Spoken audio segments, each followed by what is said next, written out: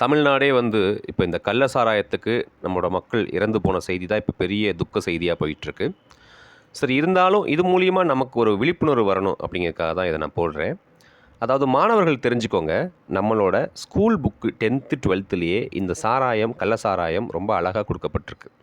அதாவது எத்தனால் இதில இருக்கு பார்த்தீங்களா? இதுதான் வந்து சாராயம். அதாவது கரும்பு சக்க, கரும்பு சாறுலேருந்து எடுக்கக்கூடியது. பக்கத்தில இருக்கு பார்த்தீங்களா மெத்தனால். இந்த மெத்தனால் தான் இந்த விஷச்சாராயம். இதுதான் வந்து உயிரை கொல்லும். பாருங்களேன், இதில CH2 மட்டும் இதில மிஸ்ஸிங். இவ்வளோ தான் வித்தியாசம். சரி, இது என்ன சார் ஆகும் அப்படின்னா, இதுவும் நம்ம கெமிஸ்ட்ரி புக்கில் 12ல் இருக்குது. Formic acid. இந்த ஃபார்மிக் ஆசிட் வந்து எறும்புகளில் அதிகமாக இருக்கக்கூடியது. சரிங்களா? இது தான் முதல்ல நம்ம உடம்புல போகும். இந்த உடம்புல போய் இதுதான் பெரிய விஷமா மாறும். இதுதான் நம்ம கண் பார்வையை பாதிக்கும். இதுதான் நம்ம உயிரை கொல்ற அளவுக்கு போய் சேருது. இதுக்கு டாக்டர்ஸ் என்ன சொல்கிறாங்கன்னா, ஒருவேளை விஷச்சாராயம் குடிச்சிட்டா அதை நியூட்ரலைஸ் பண்ணுறதுக்கு எத்தனாலேயே குடிக்க சொன்னாங்க. இன்றைக்கி எனக்கே ஆச்சரியமாக இருந்துச்சு டிவியில் பார்க்கும்போது.